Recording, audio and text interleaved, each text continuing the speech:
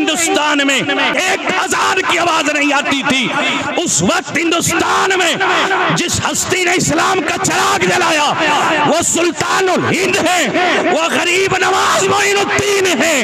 हम उसी दीन पे हैं। माई का लाल कोई हमें दिखा दे कि गरीब नवाज के मिशन से हम बाहर नजर आते गए।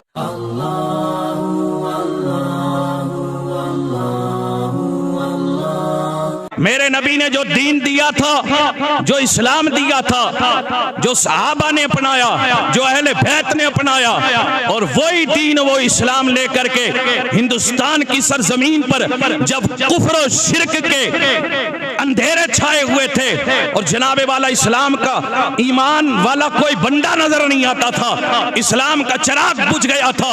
हिंदुस्तान की सरहदों से लेके पूरे हिंदुस्तान में कहीं अजान की आवाज नहीं, एक अजान की आवाज नहीं आती थी। उस वक्त हिंदुस्तान में जिस हस्ती ने इस्लाम का चिराग जलाया वो सुल्तानुल हिंद है, वो गरीब नवाज मोइनुद्दीन है। मैं जरूर कहूंगा हम उसी दीन पे हैं। माई का लाल कोई हमें दिखा दे कि गरीब नवाज के मिशन से हम बाहर नजर आते गए। गरीब नवाज ने जो हमें इस्लाम दिया, जो दीन दिया, जो पैगाम दिया, हम उसी पे कल भी कायम थे और आज भी कायम है। अल्लाहु अकबर। ख्वाजा गरीब नवाज की बात चली गई। ये कौन है ख्वाजा गरीब नवाज? मैंने इस पे पहले भी कई मरतबा उनकी सवाने आयात से मुतालिक जिक्र किया गया। अल्लाहु अकबर। जब खाना काबा से आपको मकबूलियत मिली गई, आपके मुर्शिद कामिल ने आपको उस कमाल पे मंजिल मकसूद पे पहुंचा दिया, फिर मेरे आका के दरबार में रहे सोने नबी ने इन्हें इजाजत अता फरमाई, जा मोइनुद्दीन, हमने तुम्हें हिंदुस्तान की तुम्हें विलायत अता की है, तो हम हिंदुस्तान के राजा महाराजा का जिक्र क्यों ना करें? इसलिए कि मेरे ख्वाजा यहाँ बादशाह दफन हो गए, यहाँ बादशाह पानी में बह गए, लेकिन मेरा राजा कल भी राजा था, आज भी राजा है, कयामत तक राजा रहेगा। मेरे राजा हिंद के राजा कैसे हैं? इतना बात अब बताना चाहता हूँ। जब बार बार जनाबे वाला राजा पृथ्वीराज से मुकाबले में आने वाला हजरत सुल्तान शहाबुद्दीन गौरी बार बार आते, मुकाबला करते, शिकस्त हार के सामने आप शिकस्त हार खाने के बाद रवाना हो जाते। जब आपने लास्ट मर्तबा आप रवाना हुए, फिर आपने जनाबे वाला हिंदुस्तान से गुजर के गजनी पहुंच गए। आपने इरादा किया बार बार शिकस्त हार मुझे हुई गए, अब मैं जनाबे वाला इसका जबरदस्त मुकाबला करूंगा, ऐसी टक्कर लूंगा कि अपना नाम जो मेरा गुम हुआ गए उसे रोशन कर डालूंगा। मेरे ख्वाजा गरीब नवाज रदी अल्लाह ताला अन्हु आप अभी तशरीफ नहीं लाए गए, उनसे पहले मुकाबले पे मुकाबले हिंदुस्तान फतह करते करते सुल्तान शहाबुद्दीन गौरी आखिर गजनी चले गए। गजनी में उन्होंने तैयारी शुरू की, 1,20,000 का लश्कर तैयार किया, बड़ा ही जबरदस्त किस्म का लश्कर तैयार किया, बड़े जानबाज लोग आपने शामिल किए, मुकम्मल तैयारी हुई। आप सोच रहे गए अब ऐसा जबरदस्त तरीके से हमला करूंगा हिंदुस्तान के अंदर, इसे फतह कर डालूंगा, मेरे नबी का चिराग जला डालूंगा, इस्लाम का बोलबाला हो जाएगा। उधर आपने लश्कर तैयार किया, इधर मेरे ख्वाजा इतने में अजमेर आ गए थे।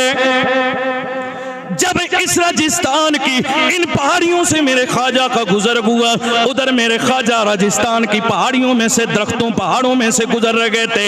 हालत ये थे लोगों, ना घोड़े थे, न सवारियां थी, न कुछ और था, मेरे ख्वाजा चलते रह गए। अल्लाहू अकबर। तवारीख में लिखा गए मेरे ख्वाजा चलते चलते पैरों में वर्म आ गए थे, मेरे ख्वाजा गरीब नवाज के पैरों के नाखून भी रास्ते में गिर गए थे। ये थे दीन की खिदमत जनाब। अल्लाहू अकबर। तवज्जो रखना जरा 2 मिनट के लिए। वहां पर जब मेरे ख्वाजा गुजरे राजस्थान से, एक वो बंदा जो लश्कर से बिखर गया था, वो लश्कर से जनाबे वाला कहीं रास्ता भूल गया था, वो सुल्तान शहाबुद्दीन के लश्कर का बंदा, उसने मेरे ख्वाजा को देखा नमाज पढ़ते हुए जो जंगलों में बियाबानों में भटक रहा था, दौड़ के आया ख्वाजा की बारगाह में, अर्ज किया फकीर बाबा किधर जा रखे गए? कहा मैं अजमेर जा रहा हूँ। राजा पृथ्वी राज के वहाँ राजू महाराजों की टक्कर पे उसने कहा नहीं नहीं, हमारा बादशाह कई बार शिकस्त खा के आ गए, मत जाना मर जाएंगे, मारे जाएंगे या हार जाएंगे, मत जाओ, आप तो अकेले गए, वहाँ तीरों का तलवारों का वहाँ तो बड़े बड़े हथियारों से मुकाबला ना हो सका, आप फकीरी में क्या करेंगे, आपके पास तो कुछ भी नहीं है।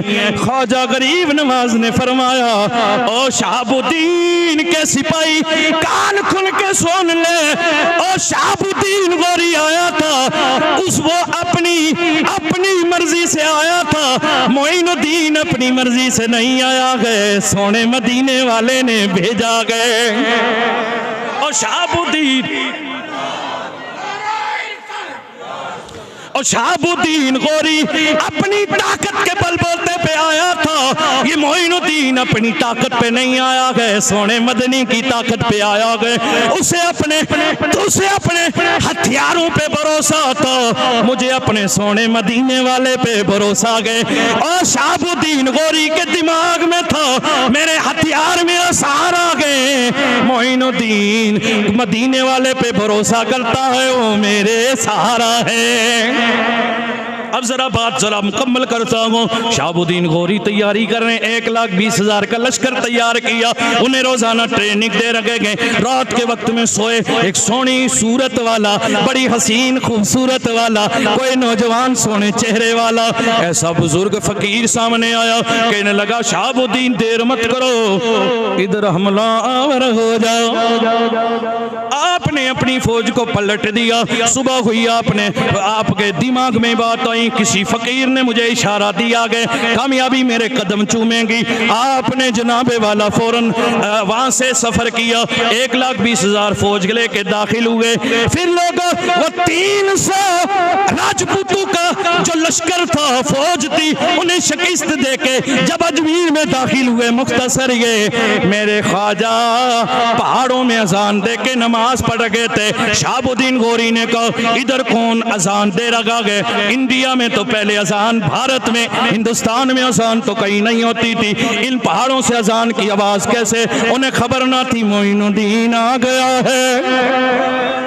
इतने में उन पहाड़ों की तरफ गए, देखा कि जमात हो रही गए, मेरे ख्वाजा नमाज पढ़ा रहे गए, पीछे मुरीद नमाज पढ़ रहे गए। जैसे ही देखा मेरे ख्वाजा को नमाज पढ़ाते हुए, फौरन पीछे खड़े हुए, जमात से नमाज पढ़ ली, सलाम फेरा।